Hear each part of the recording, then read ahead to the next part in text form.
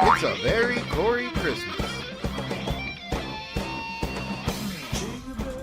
What's up, Staunch Gang? Welcome back to a very Corey Christmas. We have something extra special for you tonight. Now, if you recall last year's A Very Corey Christmas, I covered one of the few animated projects, if you will, that had to do with the Coreys, featuring both of them though. This time we have the actual guys doing the voices though. Last year for my celebrity deathmatch video, well, not as tasteful as tonight's. As we all know, Seth Green, the proprietor, the creator of Robot Chicken, well, he spoke out about Corey Haim in the past. He's a big fan.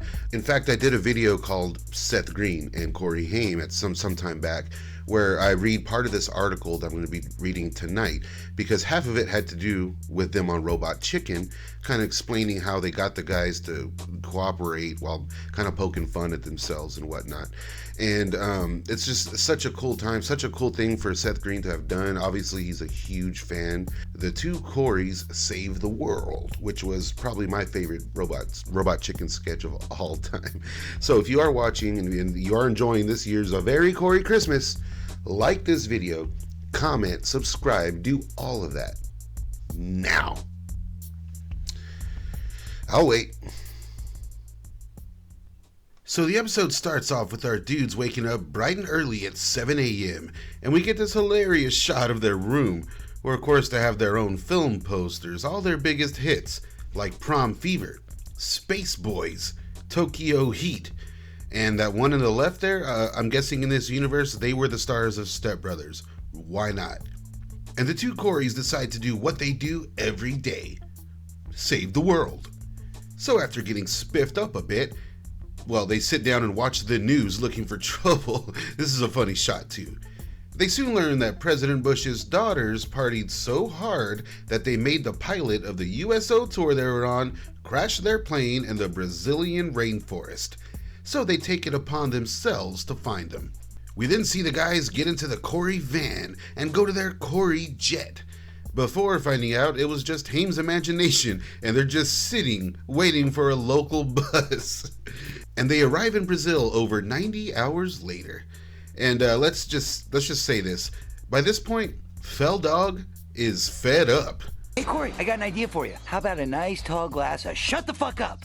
The two Coreys quickly rub the locals the wrong way in a local bar, where they order a single soda to share, but the local bar doesn't serve anyone who's ever been on a cover of a teen magazine, ironically. Hilarious. So naturally a fight breaks out, but not before Corey Feldman transforms into a smooth criminal. And then, the guys get their ass kicked. Basically, though, Screech shows up to save their ass, which is pretty funny, and he tells them where the twins are being held, And where do you think the Bush twins are held up? At the Love Shack, of course. And them being party girls and whatnot, well, the twins don't really want to leave the party that's happening there at the Love Shack, So, Felldog and Hamster come up with a plan to fool the president.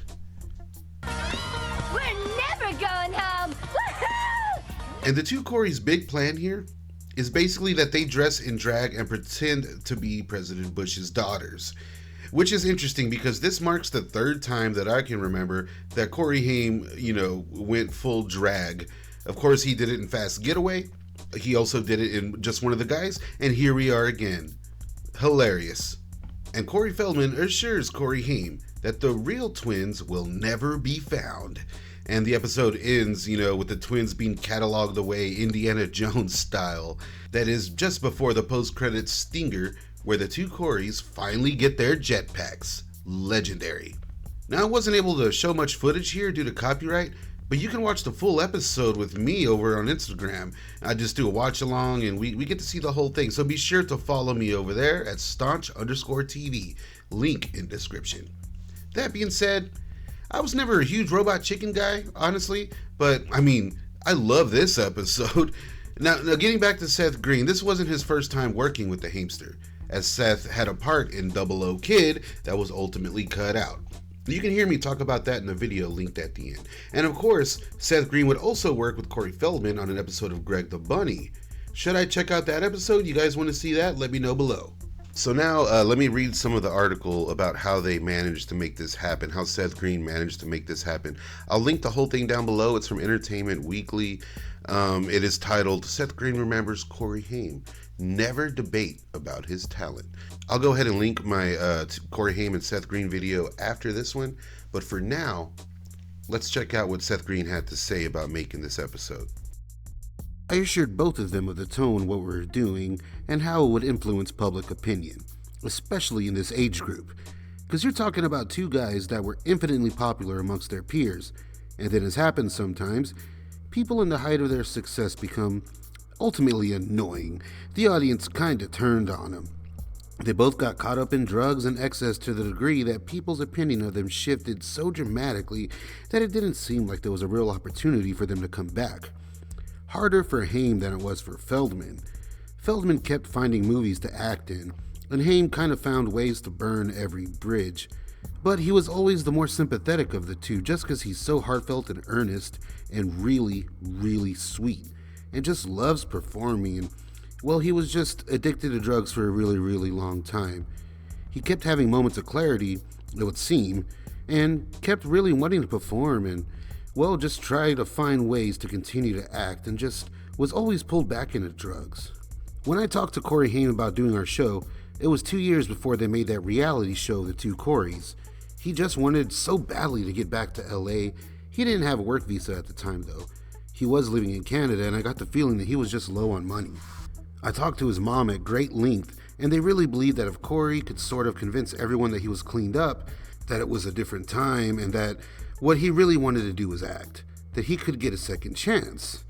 I actually suggested to Corey Haim that instead of trying to re-enter at the same level, being a romantic leading man, maybe he'd try to pursue roles like John Ritter's role in Sling Blade or Donnie Wahlberg's role in The Sixth Sense.